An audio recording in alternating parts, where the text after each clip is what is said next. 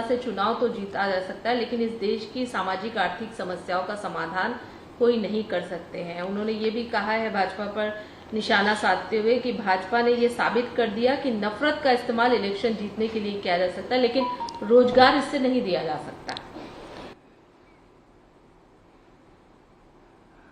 देखिए, वो अपने भारत जोड़ो अभियान को जो यात्रा के माध्यम से कहना चाह रहा है या करना चाह रहे हैं, वो अपने खिसकते हुए जनाधार, जो कांग्रेस कभी जनाधार पार्टी हुआ करती थी, वो खारिज हो जाने के बाद इस तरह का कार्यक्रम आयोजित कर रहे हैं और इसमें इस तरह की बयानों को दे करके लोगों को दिग्भ्रमित करने का कोशिश कर रहे हैं और कोशिश कर रहे हैं कि मेरे बयान को अखबारों में, मीडिया में ज़्यादा तवज्जो मिले। पर ना अखबारों में, मीडिया में हो सकता है मिले भी, पर जनता में नहीं मिलने वाला है। जिस तरह की बातें वो कह रहे हैं, जनता इन सारी बातों से अवगत है कि कांग्रेस ने पिछले लंबे कालखंड में, यानी कांग्रेस के जो पूर्वज थे, आज़ादी के बाद क्या किया है सबको मालूम है। लेकिन उनका कहना है कि ये जो विचारधारा है, क्रोध की, घृणा का माहौल पैदा किया जा रहा है, ये बिल्कुल उचित नहीं है। हम लोग लगातार भारत को एक साथ ले रहे हैं, एक साथ जोड़ रहे हैं। एक साथ जोड़ रहे हैं? किसे जोड़ रहे हैं?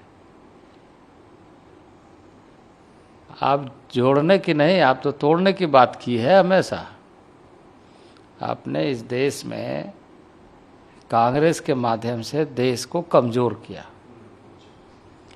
देश को मजबूती के लिए जहां आगे बढ़ाना चाहिए था आपने कमज़ोर किया, अपनी निहित राजनीतिक महत्वाकांक्षा को लेकर, सत्ता में बने रहने के उद्देश्य को लेकर, लेकिन जनता ने उसे खारिज कर दिया। यहाँ अशोक गहलोत ने भी कहा है कि बीजेपी इतनी, कभी जो स्पेक्स पहनते हैं उसके प्राइस पर कमेंट कर रहे हैं। हमने तो कभी अमित शाह जी 80,000 का मफलर पहन के चलते हैं, तो हमने तो कभी नहीं किया। ये घबराए हुए हैं, इसलिए इस तरीके की बातें कर रहे हैं।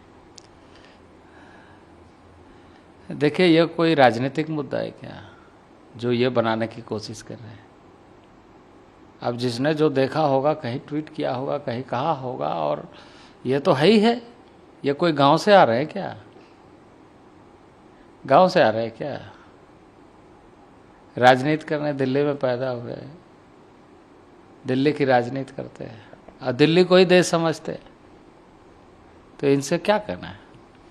एक अलग सवाल सर, बनारस के उसके बाद सबने इसका स्वागत भी किया है। आदेश आया है कि सुनवाई होगी हिंदू पक्ष की जो मांग है, जो पिटीशन दायर हुई, लेकिन अजदुद्दीन ओवैसी कह रहे हैं कि ये जो है, ये इसके फैसले के बाद अस्थिरता पैदा होगी, तमाम सारी चीज़ें, जैसा कि बाबरी मस्जिद के समय में मैंने कहा हुआ था, वही स्थिति हुई। अब भी अस्थिरता पैदा होगी इस फैसले के बाद, अदालत के इस आदेश का। तो कोर्ट पर सवाल खड़ा करने का क्या मतलब है? कोर्ट ने निष्पक्षता के साथ चीज़ों को देख करके, अभी जो चीज़ें हो रही थे वो मेंशनेबल है या नहीं है, इसी बात को ध्यान में रखा जा रहा था। तो कहा कि इस विषय पर कोर्ट ने कि सुनवाई होनी चाहिए और उनके मांगों को खारिज कर दिया। झारखंड की अगर बात करें तो दीपांकर भट्टाचार्य ने कहा है काफ़ी दिन हो गए लेकिन अभी तक निर्वाचन आयोग का जवाब कोई नहीं आया है, और उसके बाद तमाम सारी चीज़ें जानबूझकर सरकार को अस्थिर करने की कोशिश की जा रही है। क्यों? वो अपना काम करना बंद क्यों कर रहे हैं? अपना काम करे ना, उसकी व्याकुलता क्यों बढ़ रही है इसके लिए? यदि वो उनका कोई विषय नहीं है तो अपना काम करे। वो इस तरह के बयान करके कहना क्या चाहते हैं? ठीक है, संज्ञान में लिया चुनाव आयोग ने। अब चुनाव आयोग का फैसला क्या है, क्या नहीं है, इस पर इंतजार करिए। इतनी व्याकुलता दिखाने की क्या जरूरत है? लेकिन अब हेमंत सोरेन और बसंत सोरेन दोनों का मामला राज्यपाल के पास है और अभी तक नहीं आया है, तो कहीं ना कहीं अब राज्यपाल के पास है नहीं है, ये किसने कंफर्मेशन किया? किसने बताया? चुनाव आयोग ने कहा कि हमने भेज दिया। कोई स्टेटमेंट आया उसका? चुनाव आयोग का कोई स्टेटमेंट आपके संज्ञान में है? उन्होंने दिया कि मैंने गवर्नर को भेज दिया है। जिस तरह की खबरें आ रही हैं, अब खबरों के माध्यम से कहने का क्या मतलब है? जो भी है। जब समय आएगा तो सारी चीजें समय पर होती है। सर